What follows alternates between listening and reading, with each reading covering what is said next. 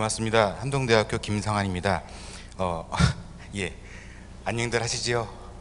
예, 추운 날씨에 오셔서 춥고 비 오는 날씨에 이렇게 오셔서 감사드리고요. 공학 박사고요. 15년 전에 삼성전자에서 미래 제품 디자인 비슷한 걸 했었고요. 그 다음에 미국에 건너가서 나사에서 미항공 우주공화국에서 비행기 조종석 디자인을 했었고요. 그 다음에 미국에서 미시간 대학교에서 교수를 하면서 그때는 자동차 디자인을 했습니다. 자동차들 어떻게 하면 사람이 안전하게 잘 쓸 것인가. 그 다음에 이따 발표하시겠지만 미국에서는 미시간이 그 자동차 세대들이 많이 있습니다. 거기서 노인분들을 위한 자동차는 어떻게 디자인되어야 할까, 그런 것들을 했었고요. 그 다음에 작년 9월 달에 이제 한국으로 들어왔는데, 문제는 제가 공학 박사긴 한데 이게 제가 하는 일이 심리학도 하고요, 디자인도 하고요, 컴퓨터도 하고요, 이렇게 막 섞여 있어야 됩니다. 그래서 그러다 보니까 지금 한동대학교에서 창의융합교육원이다 그래서 만들어서 부르시길래 들어왔습니다. 그래서 우리가 아는 디자인은 제품 예쁘게 만드는 건데 왜 공학 박사가 와서 이런 얘기를 하는지, 또 서비스는 뭐고 사회적 문제를 왜 디자인으로 하는지, 그 전에, 그리고 인터넷 중독 얘기 전에 사회적인 문제, 인터넷 중독을 해결하기 위해서 디자이너가 어떻게 할 수 있는지 알기 전에 약간 저는 깊은 얘기로 인터넷 중독이 뭔지, 게임 중독이 뭔지 알아야지 어떻게 해결할 건지 얘기를 할 수 있잖아요. 그래서 제 뒤에 우리 정재현 연구원께서 아주 좋은 사례를 발표해 주실 거고, 저는 그 원인에 대해서 왜 문제고 어떻게 접근해야지 풀 수 있는지 근본적인 얘기를 좀 해보도록 하겠습니다. 인터넷 많이 씁니다. 이런 그런 거 굳이 읽으실 필요 없고요. 많이 씁니다. 실제로 젊은 사람들은, 특히 일하는 사람들은 인터넷 없으면은 일을 못 합니다. 회사에서, 학교에서 갑자기 연락이 옵니다. 오늘 문제가 생겨갖고 오늘 학교에 인터넷이 안 돼요. 회사에 인터넷이 안 돼요. 집에 가야 됩니다. 일 못 합니다.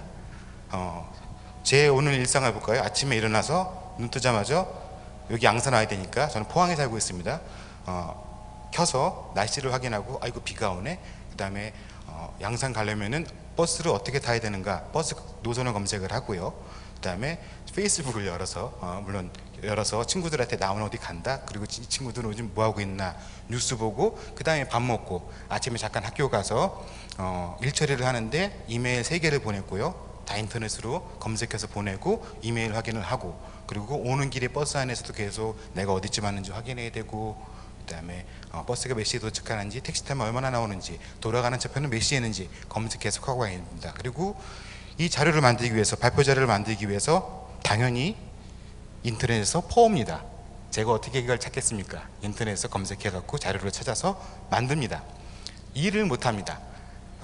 일도 문제거든요. 근데 이건 괜찮은데, 이제 문제는 모든 사람들이 인터넷 쓰는 겁니다. 세상이 바뀌어 버렸습니다. 우리 여러분 어르신들 60년대 70년대에는 그 TV가 귀했지 않습니까? 동네에 모여서 TV를 보고. 근데 지금은 TV 없는 사람이 없잖아요. 마찬가지로 한 10여 년 20년 전에는 아주 드문드문 사람들이 인터넷 썼지만은 앞으로는 그냥 일상생활입니다. 그런데 이게 문제는 중독이 되면 그게 문제인 겁니다. 보겠습니다. 그리고 게임, 보시죠. 약 한 통계적으로 봤을 때 19세 20대하고 30대하고 게임을 하루에 평균 100분을 씁니다. 1시간 반씩 게임을 합니다. 그 다음에 주말에는 보통 한 2시간 이상 게임을 합니다. 사실입니다.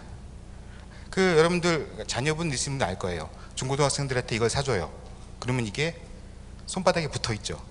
안 떨어지죠. 이게 하루 종일 이렇게 붙어 다니잖아요. 그러면서 게임을 합니다. 버스 안에서 뭐 하고 있나 사람들 보면은 다 게임하고 있습니다. 서울에 지하철 가서 사람들 뭐 하고 있나 보면은 손바닥에 붙여놓고 게임을 하고 있습니다. 그게 하루에 2시간 3시간입니다. 문제는 중독입니다. 그래서 이렇게 사람들이 인터넷이나 게임에 몰두할 때 어떤 일이 일어나냐면은, 첫 번째는 심리학적으로 시간이 왜곡돼 버립니다. 나는 10분 한 것 같은데 2시간이 지났네. 시간 상태가 왜곡되고요. 두 번째로는 자녀분들 그러죠. 밥 먹어. 1분만 더, 1분만 더, 1분만 더 늘어납니다. 계속 자신이 통제를 못하게 됩니다. 세 번째로는 잔영 영상이라는 건데, 당구 치신 분들은 알 거예요. 당구 처음 배울 때 막 치다 보면은 방에 누우면은 이게 보이죠.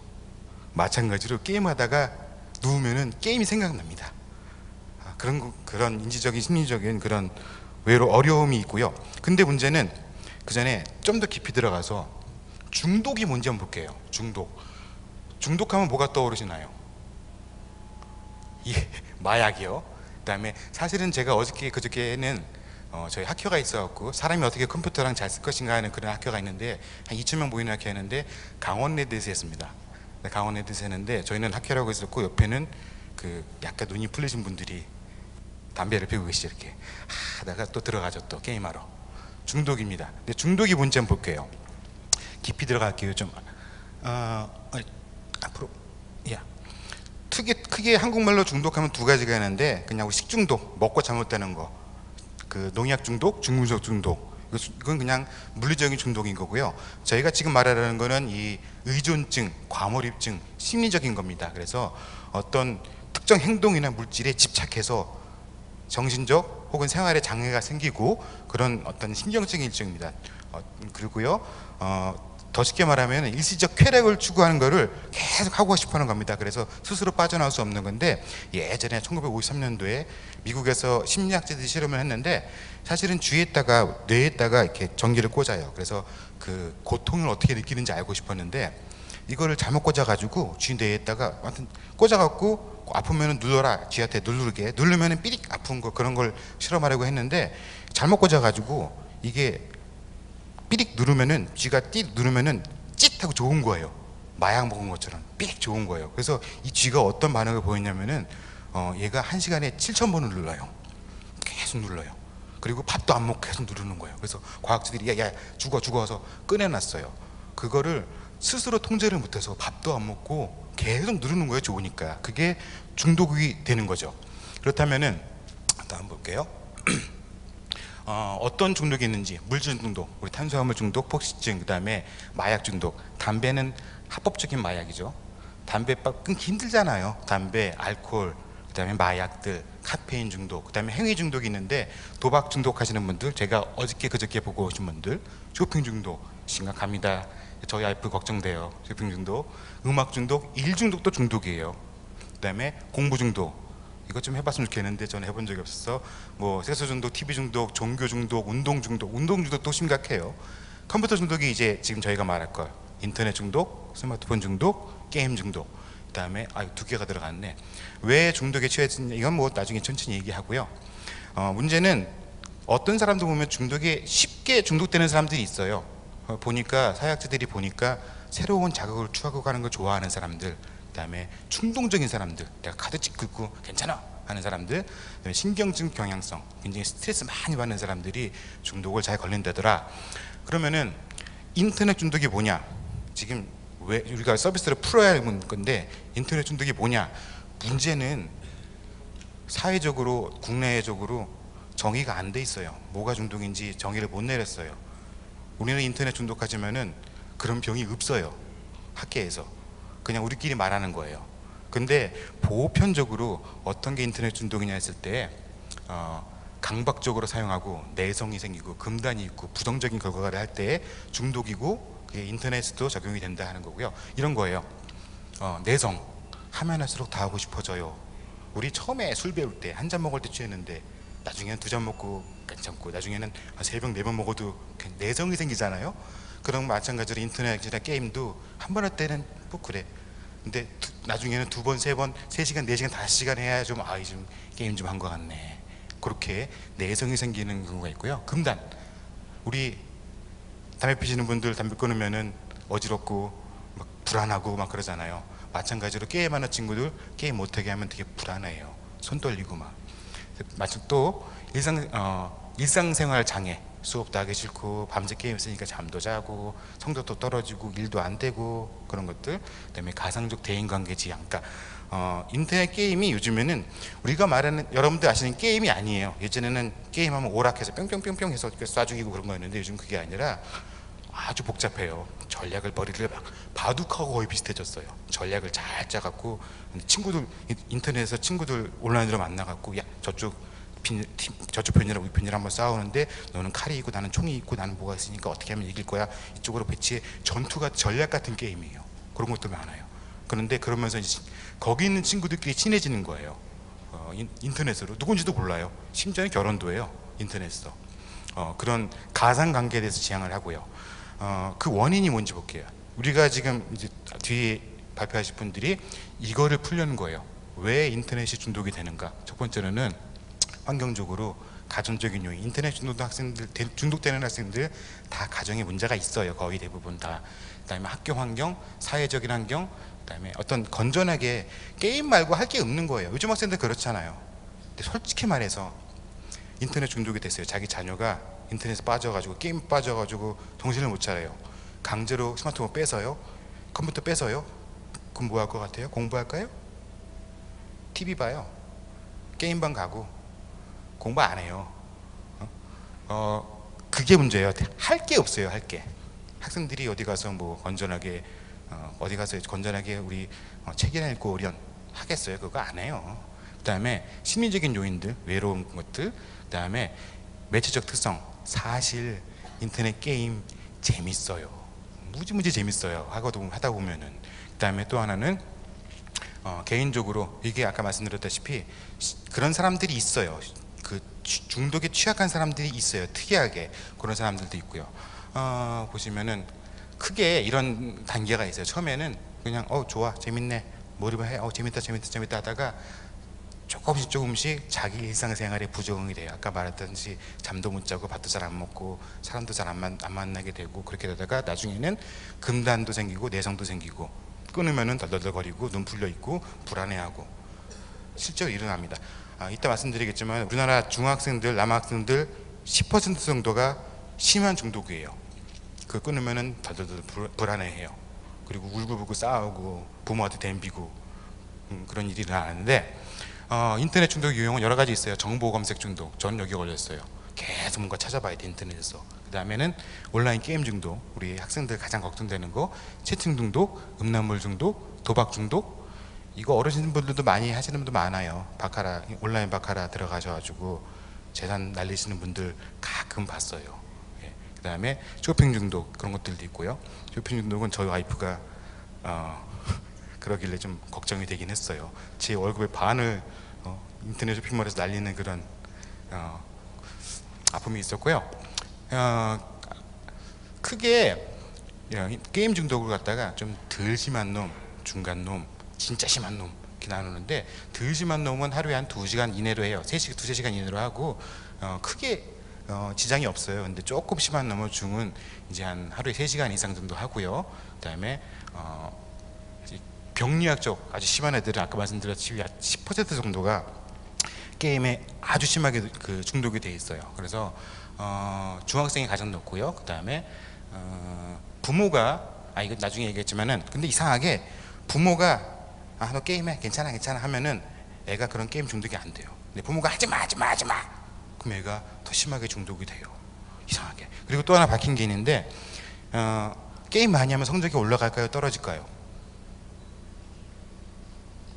과학자들이 봤는데 관계가 없대요. 별 차이가 없대요. 공부 잘하는 애나 못하는 애나 게임하는 애나 똑같고, 그다음에 소득 수준이 높을수록 게임에 많이 몰입할까요? 아니면 소득 수준이 낮을수록 게임을 몰입할까요? 그것도 관계가 없대요. 볼게요. 근데 봅시다. 그런 우리가 인터넷 중독, 게임 중독 큰일이야 하지만은 아니다. 그게 뭐가 문제냐 그런 얘기들이 있어요. 보면은 환경이 아니라 물질이 아니라 환경이 중독을 만든다 이런 이론이 있는데 이거는 이제 예전에 밴쿠버 대학에 있는 교수가 실험을 한 건데 보통 사람 놓고 실험하기 힘드니까 쥐 갖고 실험을 해요. 보통 쥐를 처음에는 아무것도 쥐를 갖다가 가둬놔요. 이렇게 가둬놓고서는 2가지 물을 줘요. 하나는 그냥 맹물이고 하나는 마액에 들어간 물을 줘요. 그럼 쥐가 이렇게 맛보다가 나중에는 마액에 들어간 물만 막 먹어요. 기분 좋으니까 막 먹어요. 그래서 중독이 돼요. 근데 그거 말고 이번에는 큰 그 쥐 공원을 만들어줘요. 거기 먹을 것도 많고 놀 것도 많고 이성 쥐도 많아서 짝짓기 하기도 편하고 쥐들 천국이에요 진짜. 거기다가 이제 똑같이 물을 2개 놔요. 맹물하고 마액에 들어간 물하고. 마액에 들어간 물을 먹을까요? 아시겠지만 예측하시겠지만 안 먹어요. 이것들이 딴 거 놀 거 많으니까 굳이 그걸 안 먹어도 되는 거예요. 심지어는 아까 저기서 중독됐던 애들 데리고 와도 안 먹어요. 놀 게 많으니까, 지가 할 게 많으니까. 그래서 마약이 문제가 아니라 환경이 문제구나, 환경적인 문제로 해결할 수가 있겠구나. 근데 봅시다. 그러면은 또 하나 볼게요. 반론인데 아까 말씀드렸지만 인터넷 게임 많이 하는 사람들이, 학생들이 나중에 보니까 게임 제작으로도 많이 가요. 우리나라 게임 산업 굉장히 크거든요. 영화 산업보다 크고 굉장히 큰 수출품이에요. 여러분들 많이 안 하시겠지만. 근데 그리고 왜냐면은 자신감과 집중력 올라가고요, 외국어 실력도 향상되고요. 예전에는 뿅뿅이었는데 지금은 문화적이고 굉장히 전략적으로 머리를 많이 써야 돼요. 그 다음에 고도의 사고력하고 지적 능력을 필요로 해요. 아시는 분은 알 거야. 그 다음에 아까 말씀드렸지만 인간관계 단절 아니다, 성적하고 상관도 없대더라. 그리고 특이한 게 어머니가 PC를 잘 쓰, 컴퓨터를 잘 쓰면은 애들이 스스로 조절을 잘해요. 그리고 게임도 조절 잘하게 되고, 그다음에 또 이상하게 학교 성적이 높을수록 뭐 게임 하는데 뭐 크게 지장이 안 된다라고 받아들이고요. 생활 수준 상관없고요. 그다음에 이거는 제 아는 사람인데, 이 친구가 누구냐면은 미시간 주립대 박태호 교수인데, 저는 미시간 대학에 있었고 그 옆에 1시간 거리에 미시간 주립대인데 2013년도에 4년 작년이구나, 작년에 교수가 새로 왔어요. 근데 한국에서 바로 온 교수인데 얘는 신문에 많이 나왔어요.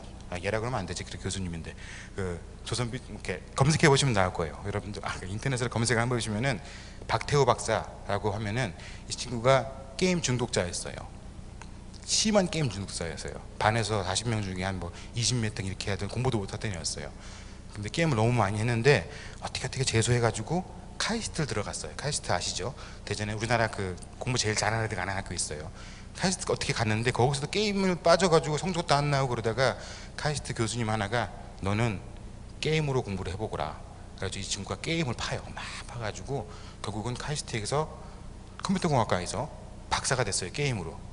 그걸 보고서는 미국의 미한국 우주공학국 나사에서 너 나사 와서 일해라, 너 어떻게 특이하다, 나사에 붙었는데 또 한편으로 그 미시간 대학교에서 야 우리 학교로 와라, 교수해라 가지고 한국에서 미국으로 교수가는 경우가 드물어요. 미국에서 공부하면 모르겠는데. 그 다음에 박사를 끝낸 다음에 보통 연구원을 거친 다음에 교수를 가는데 그것도 없이 한 방에 바로 미국 교수로 간 거예요.